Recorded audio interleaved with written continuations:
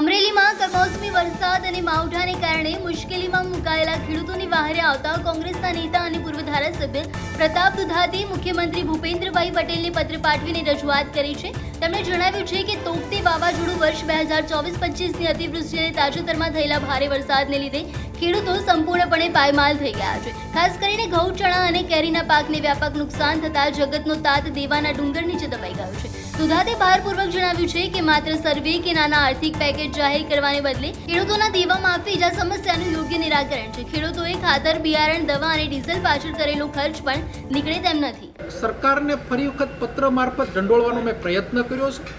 અતિવૃષ્ટિમાં નાનું પડીકું આપીને વારંવાર વખતે નાના પડીકા આપી અને ખેડૂતોને શાંત કરી દે છે એ સરકારની નીતિ છે। પણ એકવાર વાત એ પ્રકારની કરી રહ્યો છે કે ખેડૂતના દેવા માફ કરો।